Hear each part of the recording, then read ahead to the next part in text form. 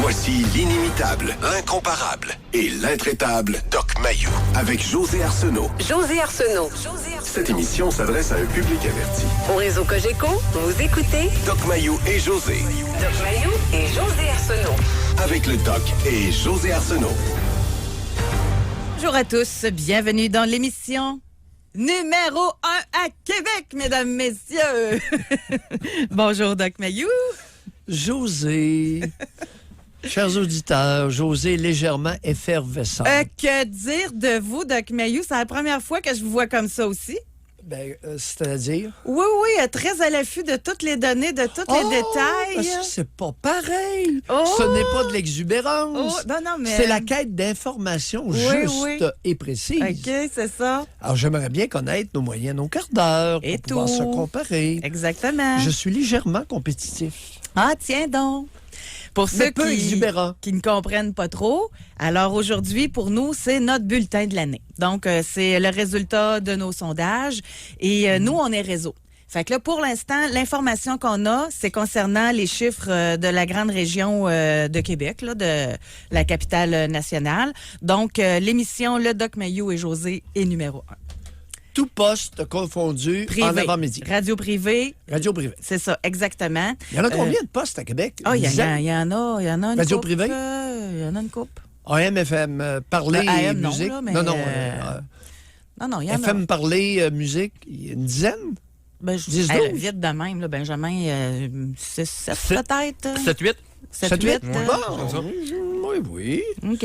Nous verrons. Non, mais je suis vraiment contente. Pour plusieurs raisons, là.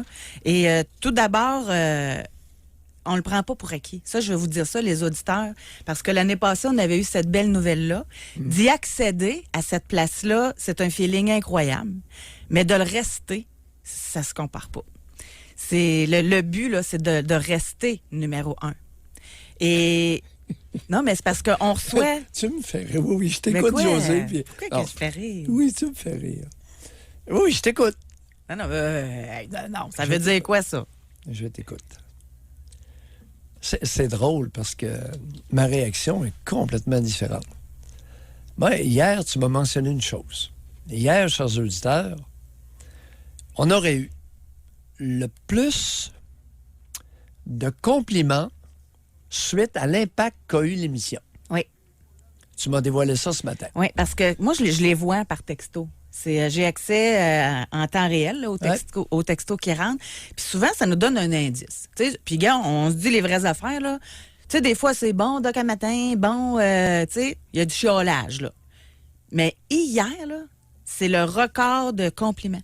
Et, tu sais, des fois, on fait une émission, là, puis on le sent, là, tu sais, par les appels, puis ça fait réagir, la réaction. Mais hier, c'était « Wow, hey, le doc est bon. Ah, ça m'a fait réfléchir. Hey, j'ai même eu des messages. Ça va être en rediffusion, cette émission-là. Je veux la réécouter. » Puis, sincèrement, on pensait pas que ce genre de sujet-là aurait autant d'impact. Tu sais, des fois, c'est comme... On le voit pas venir, sauf que, de par votre réaction, notre sujet hier, c'était « Est-ce que vous sentez comme un boulet ou un fardeau pour vos proches? » Puis, vous avez sorti des belles phrases hier aussi. Non, mais c'est vrai. Vous avez sorti des belles... des beaux propos. Puis, je pense que ça a fait du bien aux gens. Vois-tu? Ce qui m'importe, c'est l'impact que notre émission a sur notre collectivité canadienne-française. Ce qui m'importe, c'est que nous grandissions ensemble, que nous maturions ensemble, que nous libérions ensemble de nos chaînes de l'enfance. C'est ça qui m'importe. Qu'on soit numéro 1, numéro 10, je m'en fous. Ben, c'est parce que si on est numéro 10, on ne pourra plus parler au monde. Non, oui, je sais. Tu sais, c'est une façon... Non, mais c'est important. Oui. On pourrait être numéro 1 et très amusant. Ça ne m'intéresse pas, moi, d'être l'amuseur public. Ce qui m'intéresse, c'est qu'on grandisse ensemble, qu'on apprenne les uns des autres. Parce que vous n'êtes pas un animateur radio. Vous êtes un psychiatre qui fait de la radio. Exact. C'est ça la différence. Ouais, c'est vrai. Moi, je suis animatrice radio. Oui, puis j'aime ta réaction. Pour moi, c'est important. Je t'écoutais, je te regardais, puis parce qu'on est ensemble à Trois-Rivières. Oui. Puis j'ai pas été capable de m'empêcher de rire. Mais c'est correct. C'est la première fois en passant qu'on le vit ensemble en face à face, là, un résultat de sondage. Parce que d'habitude, on est comme moi à Québec, vous à Trois-Rivières. Alors Fait que oui, je trouve ça le fun. le fait qu'on soit numéro 1 est une concrétisation d'un grand nombre d'auditeurs à chaque quart d'heure. Parce que jadis, la guerre s'est cassée, c'est comme ça qu'on calculait ça. On calculait ça au quart d'heure. Et ça nous donnait une sacrée bonne idée. Mais moi, en passant, Oui. Doc, là, Vas-y. j'ai un autre sentiment. Vas-y, je t'écoute. C'est parce qu'on est tout le temps, nous autres, sur un siège éjectable. Hein? Oui. Puis un sondage de même, mais je me dis qu'on va peut-être être là au mois de janvier. Alors, En tout cas, il n'y a pas quelqu'un qui va peser sur le piton ben dans là, le temps des fêtes? ça serait drôle de décision. OK, je comprends. Oui. Fait que c'est ça. Fait que quand on aura les résultats des autres régions, on vous les partagera avec beaucoup de bonheur, là, mais je sais que ça calcule et ça analyse beaucoup partout sur le réseau. Maintenant, qu'il me soit Oui. permis de me souligner aux auditeurs, de leur mentionner que je me considère très privilégié. Un, de faire la commission avec Robert Pilote le matin, où il m'arrive de m'époumoner sur certains sujets, et très privilégié à notre émission de recevoir autant de confidences. Vous savez, chers auditeurs, je ne m'y habitue pas. Je suis habitué de recevoir des confidences Dans dans le mon bureau, cabinet, là. Oui. dans mon bureau, à Trois-Rivières et à Louisville. Mais de recevoir autant de confidences de personnes qui ont consulté, ça, je dois dire que Ouais. je ne m'y habitue pas, José. Ouais. C'est toujours une surprise pour moi. Comment se fait-il qu'en 4 minutes, 5 minutes, 6 minutes, on reçoit des confidences de personnes, dont une, tout récemment, avait consulté 4 psychologues? Il y a quelque chose là. Ça, c'est un immense privilège pour nous deux. Parce que le climat de confiance, c'est nous deux qui l'installons. Et c'est un grand privilège qu'on nous accorde. Hier, on a appris, on va faire le pont, là, mais hier, on a eu une histoire, moi, qui m'a beaucoup marqué, sincèrement. Parce que, êtes-vous un fardeau ou est-ce que vous sentez comme un boulet? On a eu une auditrice qui nous a téléphoné. Maggie, Et Maggie, elle, j'ai là... pris les notes. Oui. Je vais compléter Oui, l'information oui, factuelle. oui. Vas-y. Ben, allez-y. Mais, Non, je vais compléter. Mais Allez. Maggie, Oui. moi, là, j'ai pas mes notes devant moi, là, mais Je les ai, ce qui m'a resté ancré en moi, là, il y a une phrase, parce qu'on aurait pu parler de son témoignage au complet, mais elle, à un moment donné, elle s'est mis la corde au cou. Elle voulait s'enlever la vie. Puis, une grosse histoire, là, OK? Mais on va arriver à l'essentiel. Et là, son père est arrivé dans la chambre. Ceux qui n'étaient pas là hier, prenez 2 secondes. Imaginez, messieurs, que vous entrez dans la chambre de votre fille qui a une corde au cou. C'est quoi votre réaction à vous? Pensez-y là. Lui, le monsieur, savez-vous ce qu'il a fait? Il a pris la corde, il l'a pas enlevé. Il l'a tiré par en haut pendant des secondes. Puis il a dit, toi, ma tabarnak m'a dompté. C'est ça qu'il a dit. C'est ce que Maggie nous a dévoilé 31 ans. Puis elle a dit, c'est un homme bien, là, mon père. Un homme bien. Un monsieur bien. Un monsieur bien. Donc, on s'inspire de ça pour l'émission d'aujourd'hui. Information supplémentaire, Maggie nous a raconté en long et en large qu'elle avait une absence d'œsophage Oui. à la naissance. Donc, on lui a reconstruit un œsophage qui part de la bouche, c'est le tuyau, qui part de la bouche, qui va jusqu'à l'estomac. Donc, notre zouf a tiré sur la corde, étranglant cette femme-là, serrant une partie qui résultait d'une opération chirurgicale, reconstruction, probablement une prouesse chirurgicale. Tout qu'un champion. Tout que monsieur bien. Tout que monsieur, Monsieur bien, bien vu, belle maison, camionneur dans les mines. Elle gagne sûrement dans les 6 chiffres. Ah, faciles. écoute, 100 000 et plus, très bien. Belle, paraît bien, dans un beau quartier.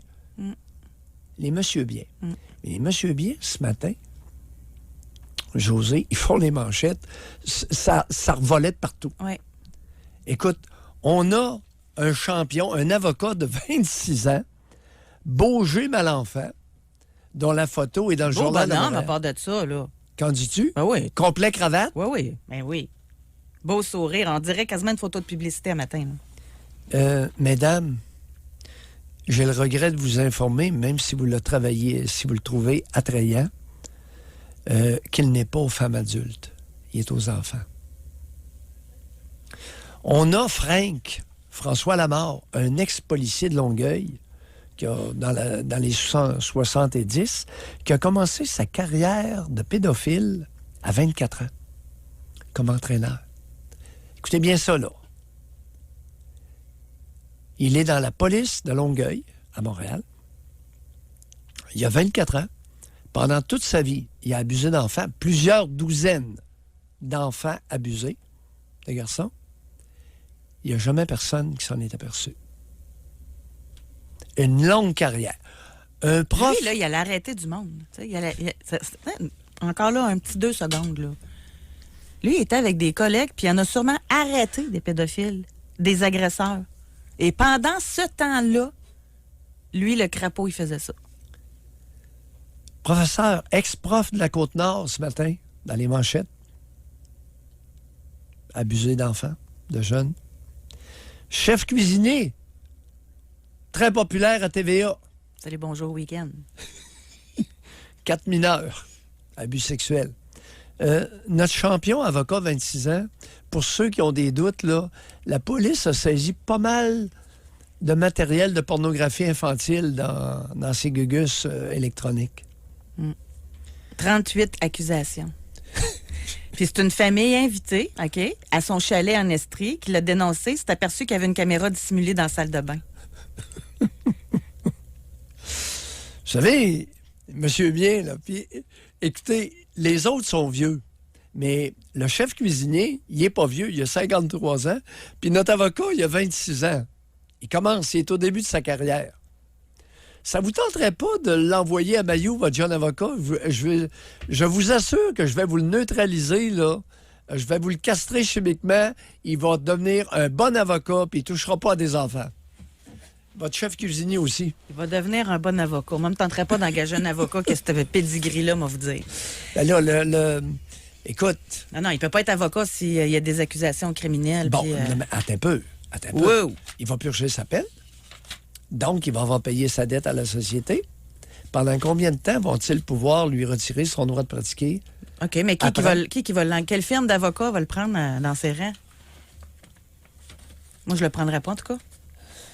José, j'ai mentionné qu'il est très attrayant. OK. Ce n'est pas sans raison. OK, il y en a qui vont croire au repentir et lui donner une chance. Il est, mesdames... Non, il est vraiment beau, on va lui donner, là. C'est tout ce qui reste à beauté. Il est très attrayant. On va aller à la pause. Ça suffit les compliments pour cet homme-là. Là, non, on va aller à la pause.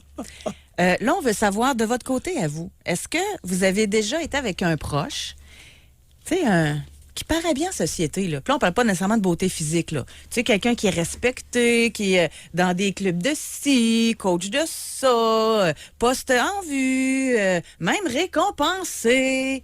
Puis finalement, vous, dans le quotidien, vous le savez quel genre d'énergumène pas correct que c'est, là. Puis c'est homme-femme, là. Oui.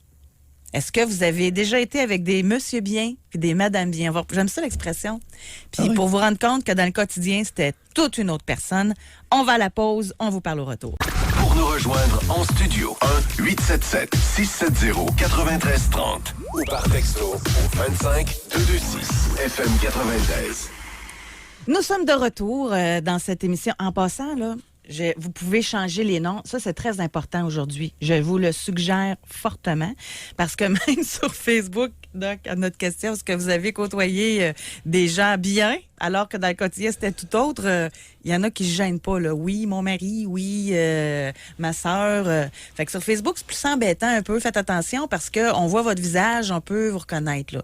À la radio, L'idéal, c'est que vous appelez, vous vous nommez, vous pouvez même changer de région si vous voulez. C'est votre histoire qu'on veut et nous raconter que oui, sans nommer de personne, sans dire pour qui travaillait, juste nous dire dans quelle sphère d'activité, par exemple, cette personne-là pouvait être. Donc, ça va être très intéressant qu'on puisse en discuter ensemble. Donc, vous pouvez composer le 1-877-670-9330. On veut savoir si vous connaissez des gens, que pas juste connaître, là. Vous avez vécu avec des proches qui semblaient très bien paraître en société, alors qu'en réalité, c'était une toute autre histoire. On va parler avec Nathalie qui est en ligne. Bonjour Nathalie, bienvenue dans l'émission. Oui, bonjour. Nathalie. C'est ça. Moi, mon père s'est remarié quand j'avais 12 ans, parce que j'ai perdu ma mère, j'étais assez jeune, j'avais 2 ans. Oui. Et puis, cette personne-là était très bien vue, c'était une infirmière responsable d'un département, très, très dévouée, généreuse, à l'écoute et tout. Et à la maison, c'était tout autre. Une fois, j'avais 12 ans, puis je m'en rappelle comme c'était hier. Elle a ouvert le Journal du Québec, puis il y avait un homme qui avait tué ses 7 enfants. Puis elle m'avait dit, enfin un qui a fait le ménage, qui était intelligent. Et nous, on est 10 enfants. Moi, ça m'a marqué. J'ai 54 ans aujourd'hui, là. Puis ça m'a marqué. J'étais allée voir mon père. J'ai discuté de ça. J'ai dit, il y a quelque chose qui marche pas, là. À 12 ans, ça doit être assez traumatisant d'entendre ça. Je vous entends mal. À 12 ans, ça doit être assez traumatisant d'entendre ça. Oui. Puis nous, elle était beaucoup plus jeune que mon père. Puis là, en tout cas, on a eu comme un petit meeting, là, mon père, moi et elle. Et dans la conversation, elle s'est mise à dire, elle veut nous faire divorcer. Elle t'aime pour ton argent. Mon père, il l'a mis dehors. J'ai 12 ans. Puis mon père, c'est la seule personne qui était significative pour moi dans ma vie. Moi, je l'ai aimé pour son argent. Mais je pense qu'elle faisait de la projection. Parce que récemment, je lui ai demandé pourquoi as-tu marié mon père? Tu savais qu'il y avait 10 enfants, tu savais qu'il était alcoolique. C'était quoi ton bénéfice? Puis elle était beaucoup plus jeune que lui. Pas capable de me répondre. Attends un peu, vous lui avez demandé ça quand? Pardon? Quand est-ce que vous lui avez demandé? Je lui ai demandé, ça fait à peu près 1 mois. Parce qu'elle n'arrête pas de dire qu'elle était bonne, qu'elle nous a torchés. Non, attendez un peu, ça marche pas, là. Votre père s'est séparé d'elle il y a combien d'années? Vous aviez quel âge quand il s'est séparé de cette femme-là? À 12 ans. Mais je comprends pas pourquoi vous êtes en contact encore avec elle. Parce que ça se trouve être quand même ma belle-mère, mon ex-belle-mère. Là, elle a été quand même une quinzaine d'années dans notre vie, là. Non, ça marche pas, là. Ça fait combien d'années que... Vous aviez quel âge quand votre père, là, a accepté la vie commune avec elle? J'avais à peu près 9 ans. Bon. Il a vécu avec elle combien d'années? Je ne saurais vous dire. Mais s'il est parti, vous aviez 12 ans, ils ont vécu ensemble 3 ans. Non, ça marche pas. Elle vient de dire 15. Non, mais pourquoi? Oui. C'est quoi le 15 ans que vous venez de donner, là? Il l'avait fréquenté avant, là. Nous, on le savait pas, là. Ça faisait déjà un petit bout de temps qu'ils étaient ensemble. Faites avec votre récit. Écoutez, pourquoi vous avez gardé contact avec elle? Vous l'accusez d'être une marade, puis vous gardez contact avec elle. Ça marche pas, votre affaire, Nathalie. Vous en allez où avec ça? Il y a 1 mois. Vous avez des contacts avec elle à quelle fréquence? Très rarement, là. Elle m'a appelé à ma fête.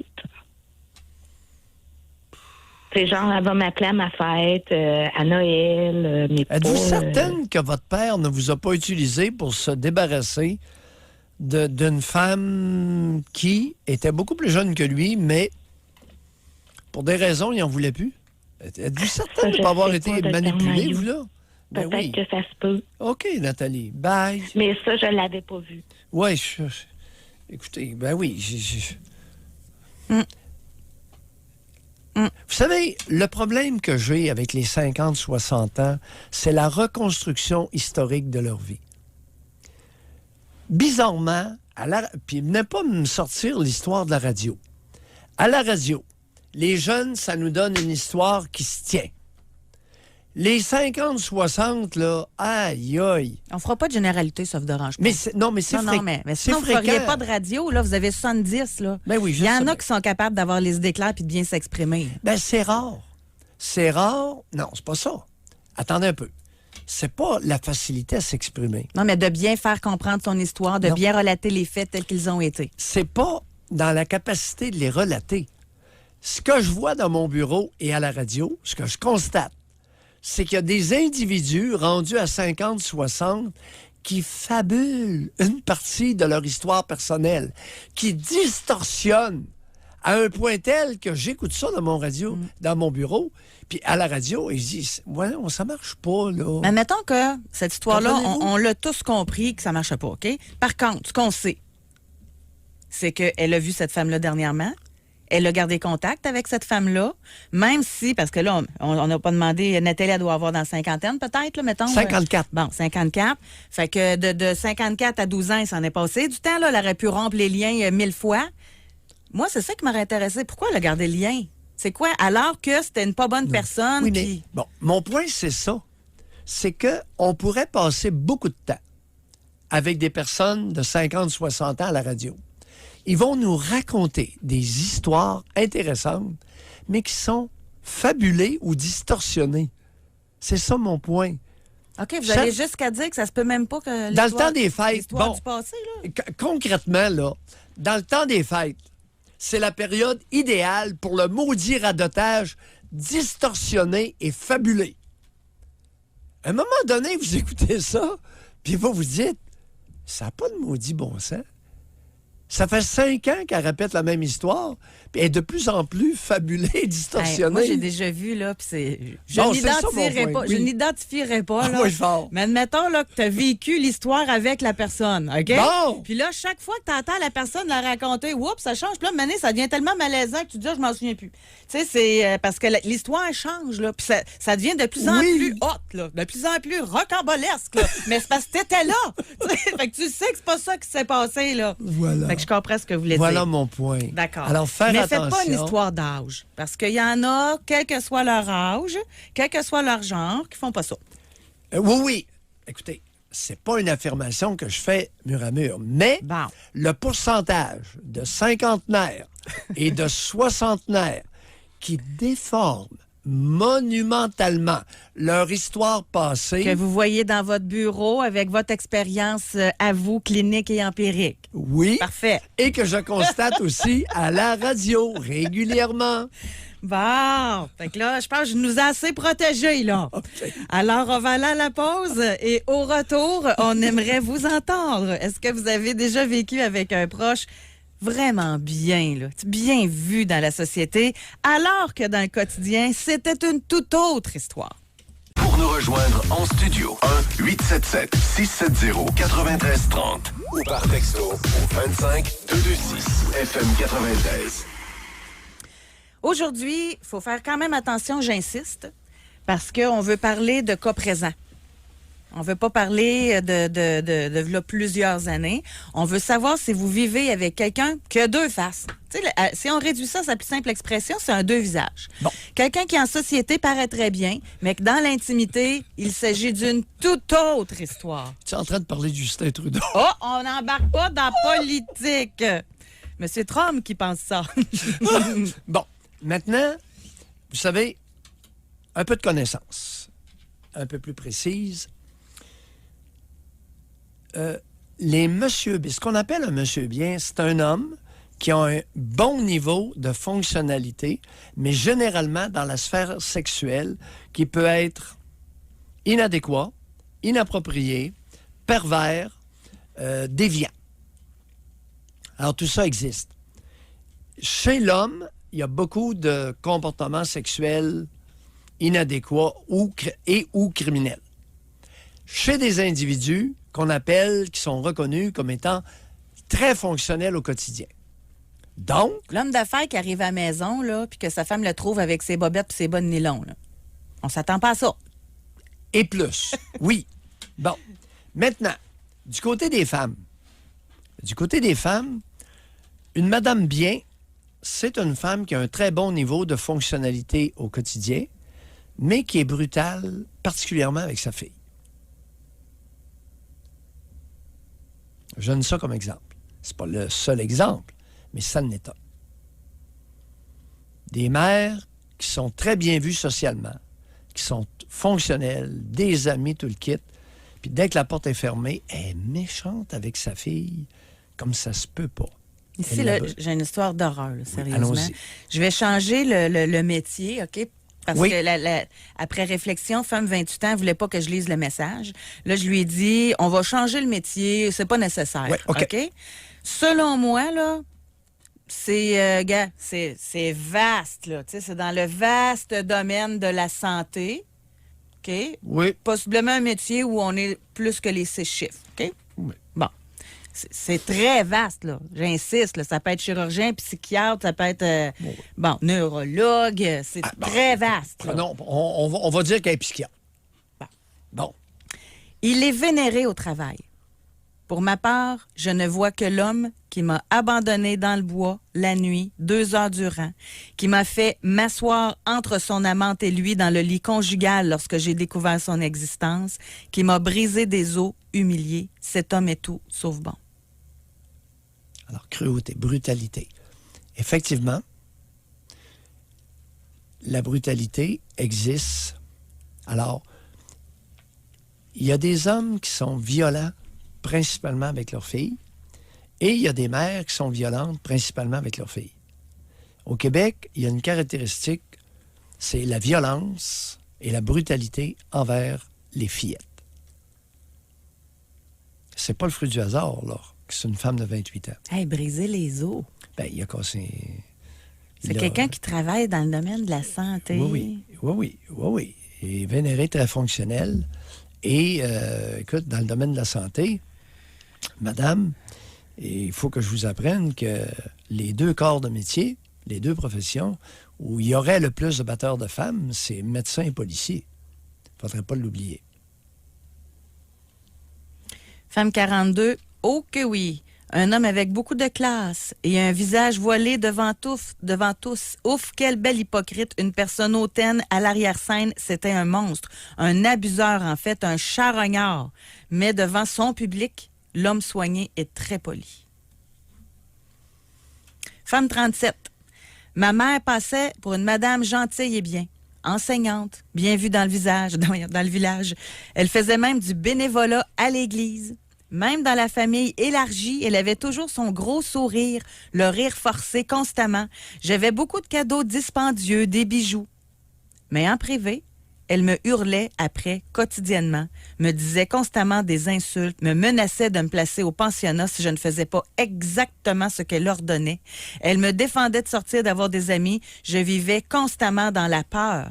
Ça me donnait mal au cœur de voir les gens l'idolâtrer. J'ai coupé tout contact avec la famille.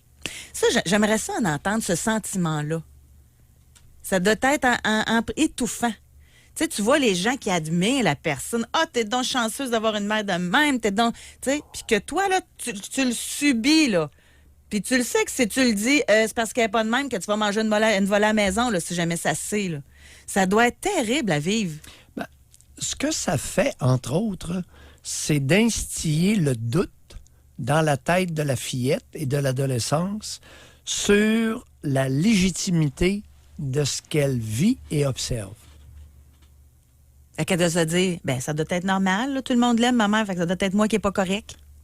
Oui. Et il y a un doute insidieux et destructeur qui s'installe dans le psychisme de cette jeune fillette, adolescente et femme-là. Puis ça a-tu des impacts à la vie adulte? Ben, Lesquels? le doute. C'est une personne qui doute, qui est indécise. Ah, ceux qui sont jamais capables de prendre une décision, par exemple, ça peut venir de là. Ben oui, ça peut venir de là. Ben oui, le doute. Un doute névrotique, un doute sévère névrotique, vous paralyse, vous figez. Vous êtes incapable de prendre des décisions, incapable de faire des choix. Choix au travail, choix d'amis et choix de conjoint. Le doute. Et c'est un des vices les plus répandus chez les mères québécoises, faire douter leur fillette d'elle-même. Il y a des C'est vicieux, hein? Il y a des mères qui font ça, puis il y a des enseignantes qui font ça. C'est vicieux et destructeur. C'est vicieux, destructeur et d'une pérennité incroyable. Autrement dit, la bonne femme qui réussit à installer le doute sévère dans la tête de sa fillette, ça pourrait être jusqu'à sa mort. Y en a-tu qui allument, là? Y en a-tu qui se rendent compte d'où ça vient, là, cette incapacité de prendre des décisions? Ça doit être dur à admettre. Encore là, moi, je me réfère à de l'entourage. Là, dans le passé, je me rappelle d'avoir connu une personne qui est très difficile de choisir ce qu'elle mangeait au restaurant. Là. C'est un exemple bien banal, là, mais c'était pour vous dire. Et que font les Et personnes? pourtant, adorait son père et sa mère. Là. Jamais, je pense, cette personne-là serait capable de pointer du doigt un ou l'autre. Ah oui, le doute, c'est incroyable. Et d'ailleurs, écoute bien la passe.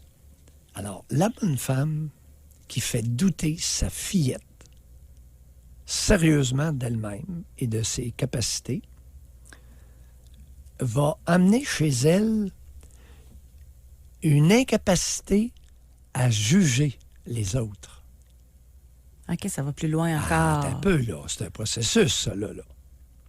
Alors là, elle doute à un point tel, puis la mère lui dit, « T'as pas le droit de juger les autres. » Parce que la mère ne veut pas être jugée. Elle la fait douter et ensuite la prive de son sens critique.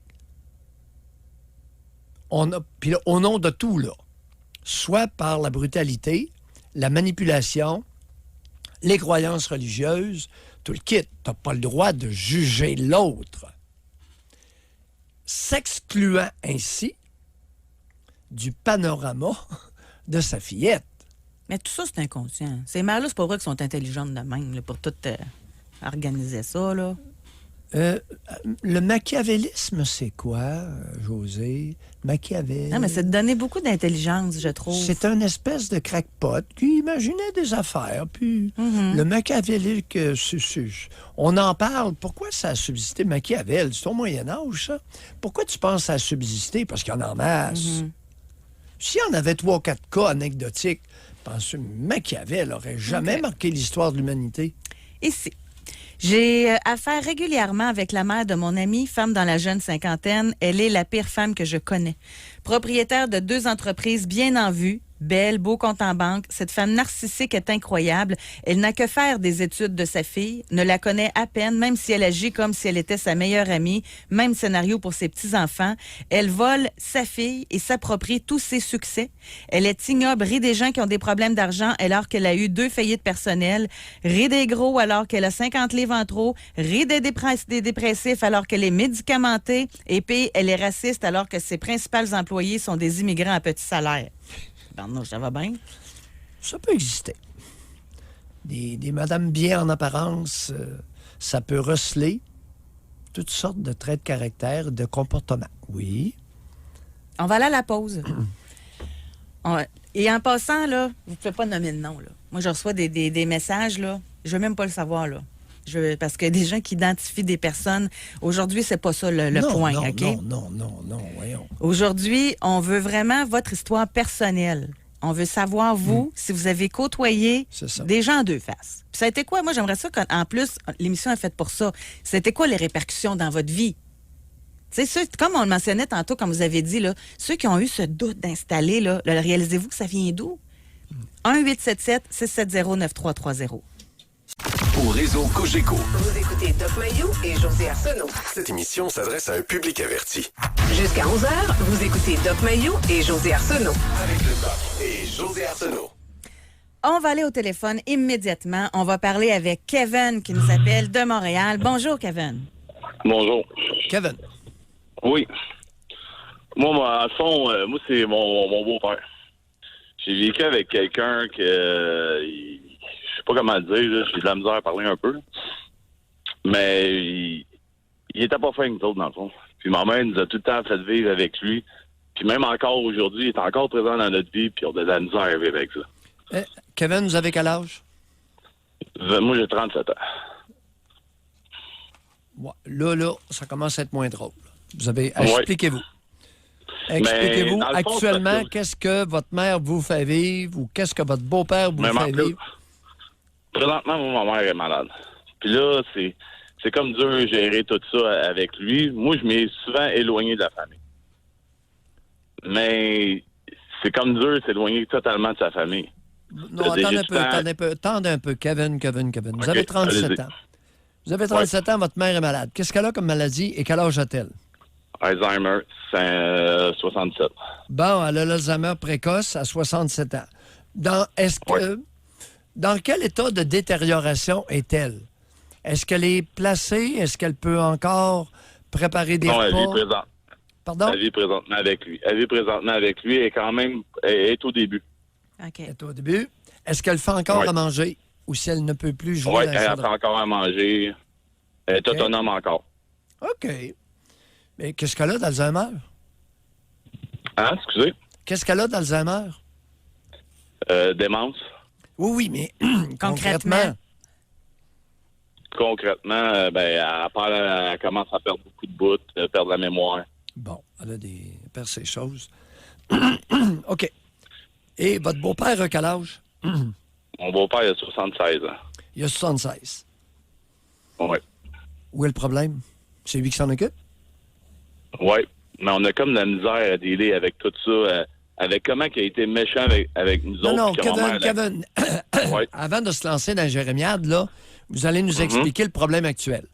Alors là, actuellement, quel est le problème? Votre beau-père, 76, s'occupe de sa conjointe qui débute en Alzheimer. Oui, mais on est confronté comme à Noël. Là, faut que j'aille manger chez eux, ça me tente pas. Ben, qu'est-ce qui vous oblige à aller là?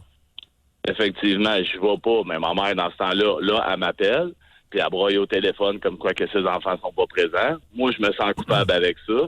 Puis j'ai tout le temps été dans la famille, justement, parce que je me sens mal que ma mère, elle aille pas ses enfants proches. Mais on Vous jase, comprenez? là. On jase, Kevin, OK? Ouais. Mais ça se ferait-tu, admettons, au lieu du 25 ou du 24, d'y aller le 23 puis de souper avec, là? Juste avec elle, genre, je t'invite au restaurant, exemple, là. Puis pas nécessaire Ouais, que ce soit... présentement, c'est ça que je fais. Bon, puis ça, elle présentement, l'accepterait-tu ou elle tient à ce que ce soit pour Noël? Elle tient que ça soit pour Noël, de rassembler la famille. Elle a tout en fait comme quoi qu'on Regardez. est une famille, mais dans le fond, Ben oui, Kevin. Regardez, on Kevin. l'a jamais aimé. Kevin, Ouais. cher Kevin, vous avez 37 ans. Oui, Puis là, vous avez commencé par chicaner sur le beau-père.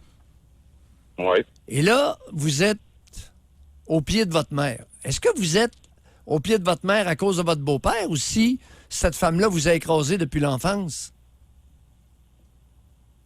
Ben, je pourrais dire, en écoutant vos émissions, oui, je me sentais écrasé. Effectivement. Ah, ça n'a rien à voir avec le bonhomme. OK? On sort OK. le bonhomme du topo. Kevin, vous avez 37 OK. ans. Votre vie actuelle. Parlez-nous de vous, là, actuellement. Comment vous vous dépatouillez?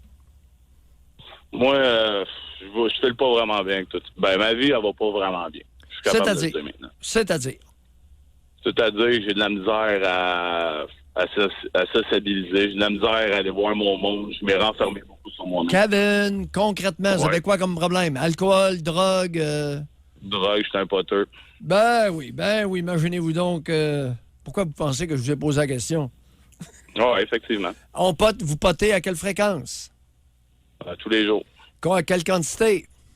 1 gramme ou 2 par jour. OK. Ça veut dire 2 joints? À quelle heure vous commencez à poter? 2 à 3 joints. Ben oui, ben là, vous êtes rendu à 3 après la grammes. job. Ben oui. Pardon?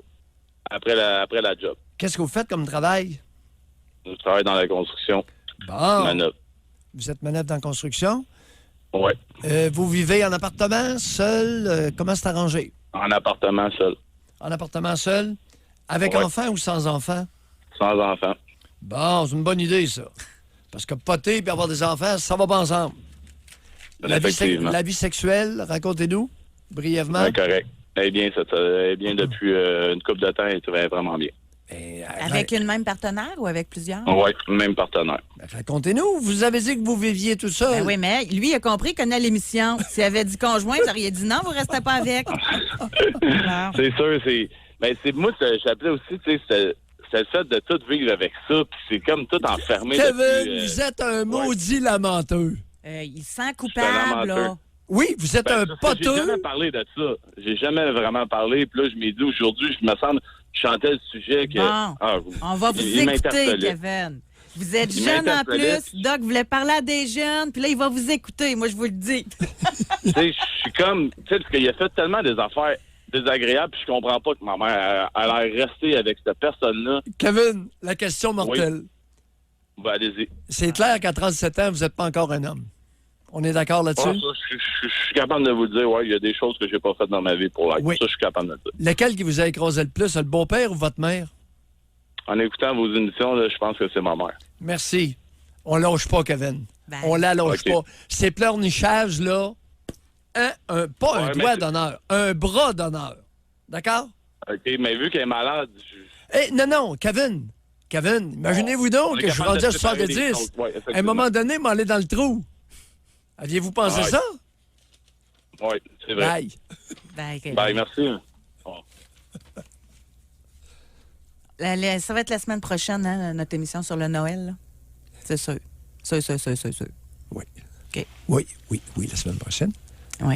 Parce que là, écoute, elle pleurniche, elle est Alzheimer, puis elle pleurniche en plus. Puis mon autre, là, il n'est pas un homme. Écoute, elle l'écrase depuis qu'il est tout petit. La charmante. Puis là, elle est Alzheimer. Puis c'est la faute du beau-père. Non. Kevin est poteux, à 37 ans. Il vit seul. OK? Il n'est pas un adulte. Pas à cause du beau-père. C'est la bonne femme qui l'écrase depuis qu'il y a 2 ans. Hey! Mais ça, c'est pratique. Non, mais c'est pratique. Ça aussi, on m'a marqué dans mon calepin. Mais encore là, il faut être capable de l'analyser. Mais c'est bien pratique mettre la faute sur la belle-mère ou mettre la faute sur le beau-père au lieu d'accuser la vraie personne. Ben oui, puis là, le beau-père, il s'occupe de sa conjointe. C'est bien pratique. Tu sais, il y a au moins une qualité. La conjointe est d'Alzheimer, puis s'en occupe. Et on va arrêter de chialer contre lui, là. Puis on va lui dire, c'est beau ce que tu fais. Mais là, on n'a pas su c'est quoi qu'il avait fait, par exemple. Oui. Moi, je me regarderais une petite gêne avant de le féliciter. Oui. Là. Non, mais attends un peu. On va le féliciter pour ce qu'il fait actuellement. Tu sais, prendre soin, un conjoint qui prend soin de sa conjointe, qui perd la mémoire, puis qui s'il est correct Ouais, avec c'est ça, elle, là. on le félicite. Nonobstant ce qui est arrivé avant. Il fait... Eh boy! On ne sait pas ce qui est arrivé avant, Doc. José, Oui, je vous écoute. ce qu'il fait actuellement est exemplaire. Si tel est le cas, Oui. on le félicite pour ce qu'il fait maintenant. Pas pour toute OK. son Pas œuvre. pour jadis naguère. OK. Avant d'aller à la pause, femme 59, conjointe pendant 12 ans d'un homme très bien vu socialement, avocat très connu avec un réseau d'amis de la haute. J'ai eu droit en privé à l'horreur, insultes, manipulations, violence à la fin de la relation. Je ne suis plus avec, mais après 5 ans, toujours à me reconstruire. Bon. Madame, 59 ans, mauvaise nouvelle. Mauvaise nouvelle. Ça a été facile pour lui de vous démolir. Vous étiez déjà en pièces, détachées. C'est pour ça que vous l'avez toléré aussi longtemps.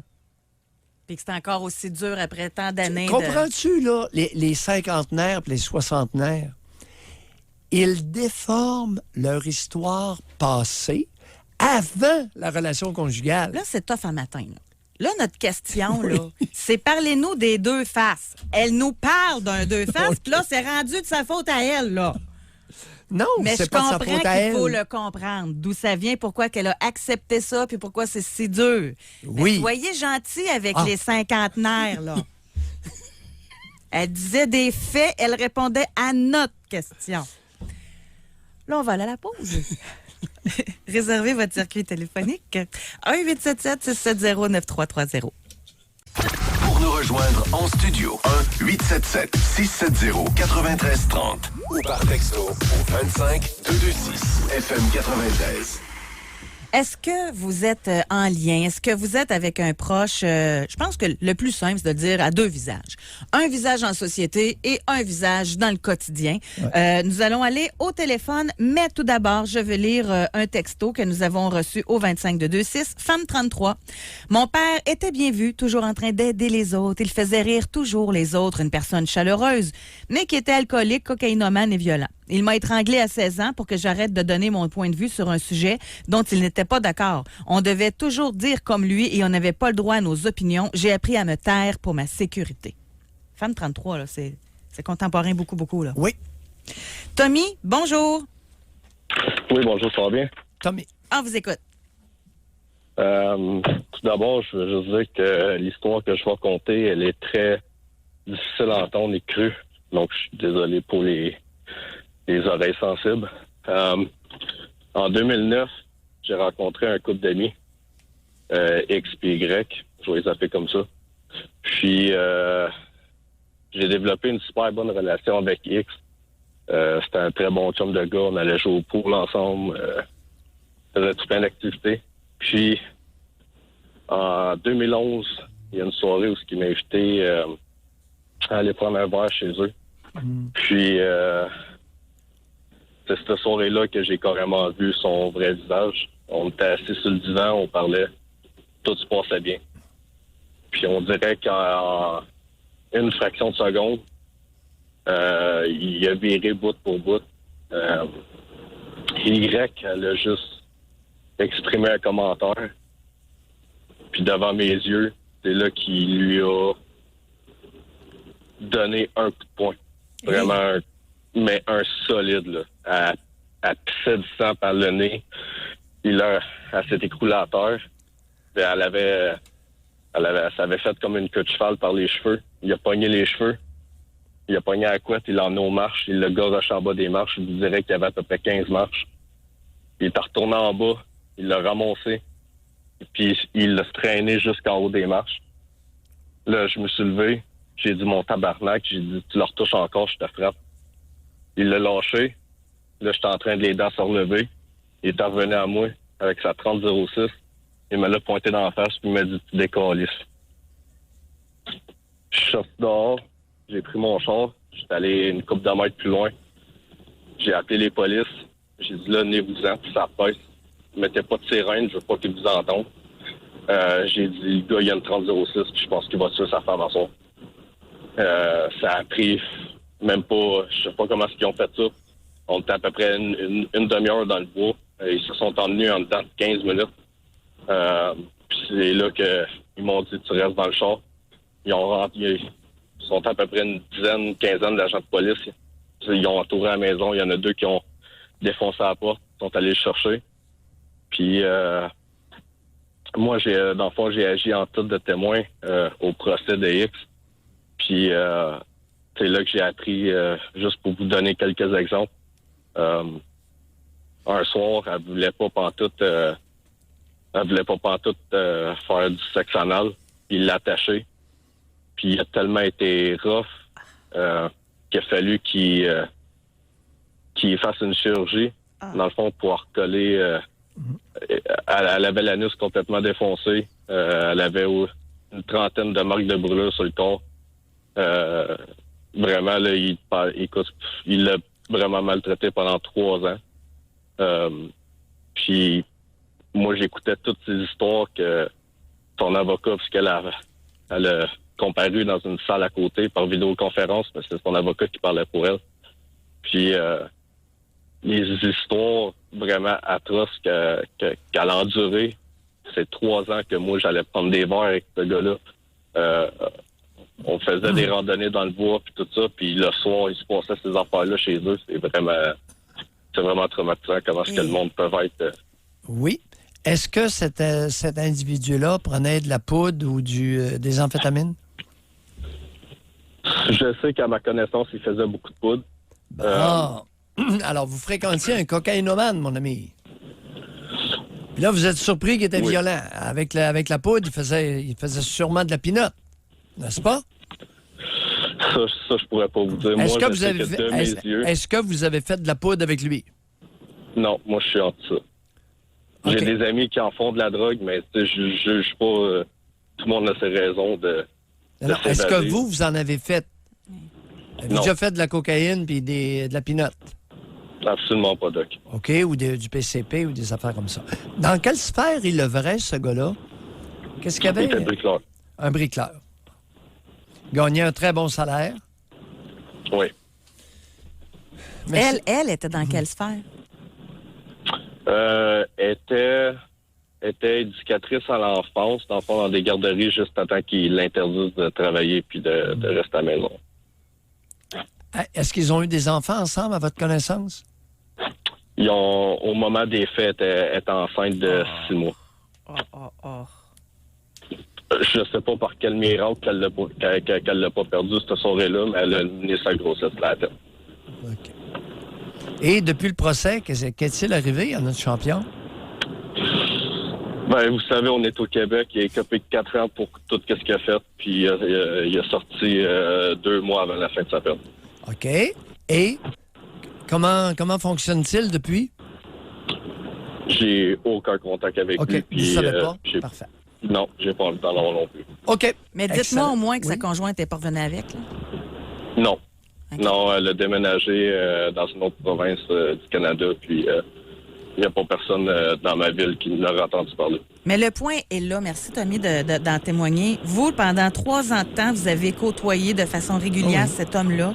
Et jamais vous auriez pu penser là, qu'il a même levé un petit doigt sur sa conjointe. Là. Non, le visage qu'il montrait à tout le monde, pour vrai, c'est arrêté. C'est le visage public, on va dire, non privé. Le visage public, ça aurait été le genre de fille que j'aurais laissé ma fille sortir avec. J'aurais eu aucun doute qu'il aurait pu être de même. C'est juste fou comment est-ce que le monde peut vraiment là, jouer bien leur rôle. C'est malade. Oui, puis la participation, l'apport de la cocaïne, des amphétamines, les psychostimulants peuvent rendre certains individus, certains êtres humains complètement déments. Ils peuvent être dangereux, encore plus avec cocaïne et amphétamine. Alors, la drogue, c'est pas anodin, là, parce qu'il y a énormément de réponses individuelles, différentes d'un être humain à l'autre pour la cocaïne et les amphétamines. OK? Tommy, merci beaucoup. Merci d'en témoigner. Merci. Bye. Hey, c'est horrible. Hein? Ah, il y a des histoires d'horreur, il n'y en a rien qu'en masse. Homme 41. Ex-conjointe, médecin spécialiste, vénérée, toujours souriante en public, mais un monstre à la maison, violente avec enfants, violence psychologique sur moi, vie de famille de marde, hurlements, etc. Mon oncle, psychiatre, a passé 20 ans à rabaisser et traiter sa plus jeune de grosse lâche paresseuse, qu'elle ne ferait jamais rien dans la vie, qu'elle serait juste une bien-être à vivre au crochet de la société. La pauvre avait juste une glande thyroïde qui fonctionnait au ralenti. Elle est en hypothyroïdie. Femme 32. Notre père était un homme affectueux avec les enfants des autres pendant qu'il semait la terreur à la maison. Ouais. On n'en revenait pas de le voir doux avec les enfants des autres alors qu'on avait peur de lui. Oui. Et le même phénomène, mais régulièrement rapporté concernant des mères qui sont fines avec les fillettes, puis les reçoivent, et la fille se fait dire « Ta mère est donc bien gentille, puis mais lorsqu'elle porte est fermée, c'est pas ça du tout qui se passe. » Alors, tout ça existe. L'hypocrisie. Homme 32. Oui. Mes amis disaient tous que ma génitrice était extraordinaire. Dans ma tête, j'étais en crise. Mais aussitôt les amis partis, elle se transformait en marâtre. Ouais. Tous les liens avec ma famille sont rompus. Ouais. Ça fait partie de notre culture canadienne-française, culture familiale canadienne-française. Il y a des très bonnes familles, il y a beaucoup de pourriture. Vous êtes vraiment hot aujourd'hui. Le doc est d'une précision chirurgicale dans son explication du parent narcissique. C'est déprimant à quel point il y en a beaucoup de personnes comme ça. Pas étonnant que la plupart d'entre nous évitent de le contacter en disant que c'est pas vrai ou que c'est pas si pire. L'introspection, c'est encore plus confrontant. Ouais. Tu sais, tantôt, on parlait du doute, là. Homme 26. Oui. Wow! Je suis un éternel indécis pour tout et rien. C'est maladif. Ça vient probablement de cette mère de marde castrante qui cachait bien ses couteaux de castration. L'hypocrisie est largement répandue chez les gens féminines au Québec. C'est pas toutes les femmes qui sont hypocrites. Mais l'hypocrisie est acceptée, tolérée, non dénoncée, particulièrement chez les femmes au Québec. Je comprends ce que vous dites, là. Non. Je comprends ce que vous dites, mais ce que je lis, là, c'est partagé, là. Il y a autant d'hommes hypocrites que de femmes hypocrites ce matin, là. Ben, notre Justin en a fait de la démonstration. On ne dira pas que c'est juste une histoire de femmes, là. Il y a beaucoup d'hommes qui paraissent très bien puis que ce sont vraiment des rapaces en privé, là. On en a plein, là. Fait que, on va se fier à nos textos pour ce matin. On va aller à la pause. Et au retour, ce sera notre dernière partie d'émission. Est-ce que vous avez connu ou vécu avec des visages à deux faces? Pour nous rejoindre en studio, 1-877-670-9330 ou par texto au 25226 FM 93.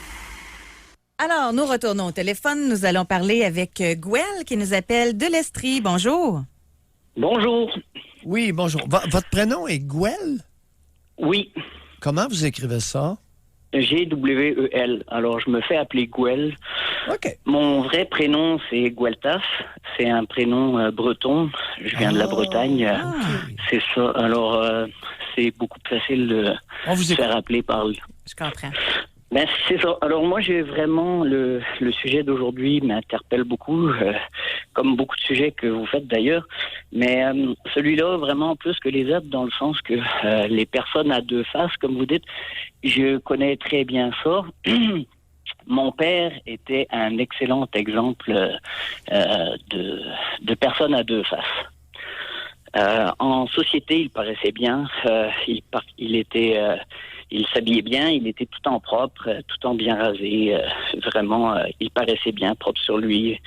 Et puis poli, ponctuel. Vraiment, la personne quasiment parfaite. Au niveau professionnel, il a très bien réussi aussi. Ben, très bien.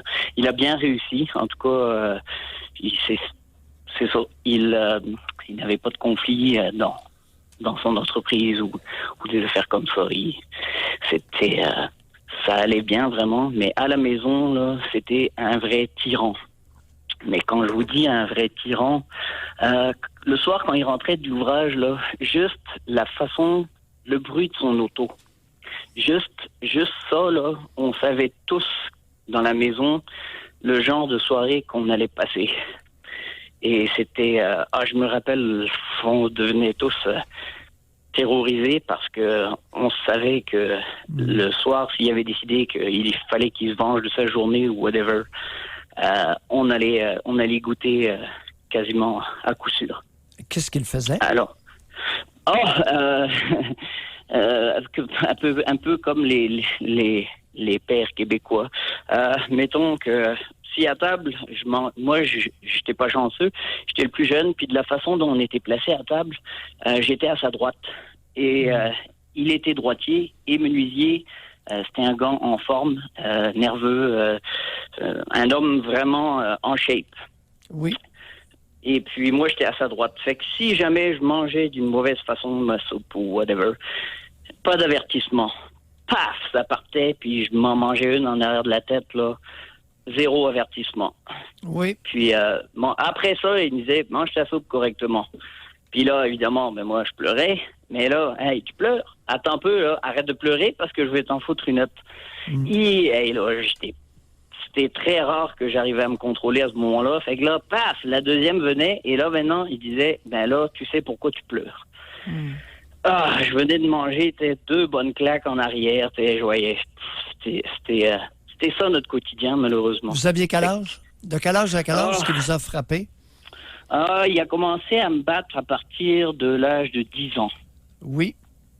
Oui, à partir de l'âge de 10 ans, j'avais des hommes significatifs autour de moi pour m'épauler, me comprendre et alors... Attends un peu, il vous a frappé jusqu'à quel âge? La dernière fois, c'était à 14 ans qu'il avait... Lui m'avait donné une claque ou un coup de poing, peu importe, je me rappelle plus. Là, moi, j'y ai sauté dans la face. Mes 2 grands frères, ils étaient là, fait que eux autres, ils ont rattrapé, ils ont arrêté ça de là. Fait qu'il a pas pu, parce que mes frères étaient rendus en âge de lui faire front. Fait la bataille a comme arrêté là. Et fait que ça a été là. Et après ça, la deuxième fois, ça a été 2 ans plus tard, après qu'il ait vraiment... il violentait ma mère. Nous autres, la violence, c'était le quotidien. Mais cette journée-là, moi, je revenais de stage, en tout cas. Il avait fessé ma mère, puis ma mère avait un gros œil au beurre noir. Puis quand mon frère est venu me chercher, parce que évidemment dans notre famille, il fallait jamais rien dire, là, fallait. Mon frère est venu me chercher, puis il dit maman, un œil au beurre noir, là, ils se sont battus, là, il y avait de l'alcool, puis quasiment en train de dire que ma mère méritait ça parce que ma mère sous l'effet de l'alcool avait été baveuse envers mon père. Ouais. Parce que tu sais, autrement elle se fermait la gueule, mais là avec l'alcool, elle lui avait dit un peu ses 4 vérités, puis paf, il fallait surtout pas. Fait que là, moi, en revenant, j'avais dit à mon frère, là, je vais y sauter à la tête, là, je vais. Gwen? Oui. Vous avez quel âge, là? 34. 34 ans. Oui. Êtes-vous père d'enfants? Oui. Racontez-nous, est-ce que vous les avez frappés? Non. Jamais? Non. Jamais? Une fois. Une fois, mais... Racontez. OK. Oui, je vous raconte le contexte. Elle a 2 ans, on est dans le salon, je lui demande de ramasser ses jouets, on va passer à table. Elle me regarde, puis elle me dit non. Je m'accroupis, je dis oui, il faut ramasser les jouets. C'est l'heure de manger, tu sais. On ramasse les jouets avant de manger. Elle me dit non, elle me regarde, puis elle me donne une claque dans la face. Fait que j'ai quasiment pas dans la fraction de seconde, mais je lui ai aussi, tu sais, donné une petite, pas une claque là, mais juste flacosser la joue comme. Et puis elle m'a regardé. T'as-tu aimé ça? Non, moi non plus. OK, ça a fini là. Sinon, jamais frappé ma fille, jamais. Est-ce que votre conjointe frappait votre fille? Non. Avez-vous déjà été témoin? Qu'elle ait frappé ma fille? Oui. Non. OK. Votre mère? Oui. Qu'est-ce qu'elle faisait? Vous nous racontez qu'elle avait été violentée par votre père? Oui. Psychologiquement et physiquement. OK. Comment vous expliquez que vous ne soyez pas enclin à reproduire ce que vous avez vécu? Parce qu'on a détesté ça. On a détesté ça. C'était dégueulasse. C'était... Il n'y a personne qui mérite ça. Je ferais pas lorsque vous avez donné une petite claque à votre bébé, à votre petite fille qui était 2 ans bébé, et demi, ouais. je pense qu'elle. Oui, c'est un bébé. Ouais, 2 ans, oui. Oui, on appelle ça un pas bébé. Une claque. Un petit soufflet. OK. Oui. Un petit soufflet. Bon. Votre conjointe, est-ce que votre conjointe a été témoin de ça? Non. OK. Non. Est-ce que vous lui en avez parlé? Mais Oui, ben allez-y. Non, j'y en ai jamais parlé. Jamais parlé. OK. Tout ça. Alors, la conjointe, je suis pas sûre qu'elle aurait accepté ça. Ça dépend. La conjointe, en tout cas, je veux pas parce que je me suis identifié. Je veux pas en parler. OK. Parfait. C'est juste par politesse. Alors, il y a des individus qui ont été violentés par un des membres, par un de leurs parents, et qui ne reproduisent pas nécessairement ce mode de violence. Qu'en est-il de vos Absolument. frères? Vos frères ont-ils... vraiment. Vos frères, savez-vous s'ils ont reproduit ou pas? Alors, j'ai 2 de mes frères que non, je suis certain qu'ils reproduisent pas ça. Et puis, on a un que malheureusement, on n'est pas forcément fiers de lui, de la façon dont il parle à son enfant, de la façon dont il l'élève. C'est triste. Je pense, c'est ça. Même si je suis son frère, vous savez, changer les personnes qui veulent pas s'aider eux-mêmes, là, c'est quasiment à peine perdu. Il y a des individus qui ont une propension à la violence envers les conjointes et les enfants, n'est-ce pas? Et c'est peut-être le cas de votre frère. Exact. Excellent. Malheureusement. Merci, Gwen. Gwen. Merci. Merci. Femme 38. Oui. Mon ex se vante d'être un bon père, ce que son entourage croit fermement. Pourtant, il ne s'implique dans rien, me répète sans cesse qu'il va casser notre fille.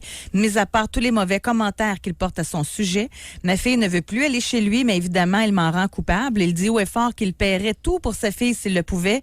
Il le peut, amplement. Pourtant, il va diviser les dépenses à la scène près. Bref, il passe pour un père parfait, tout en me faisant paraître pour une mère indigne.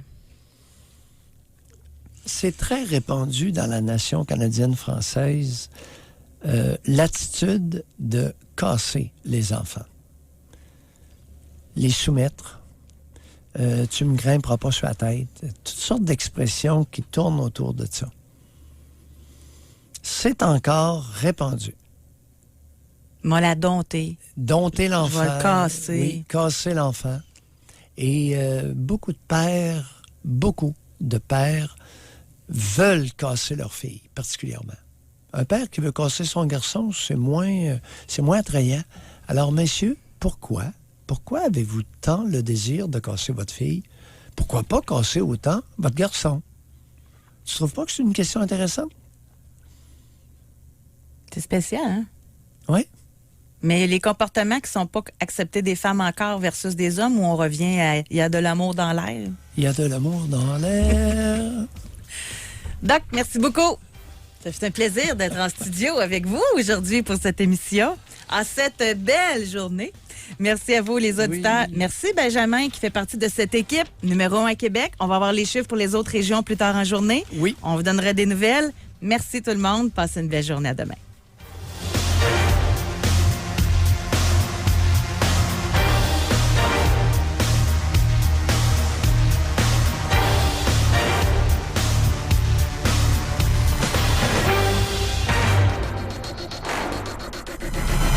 Soyez là demain, 9h30. Pour une autre édition du Doc Mayou et José. Avec Doc Mayou et José Arsenault.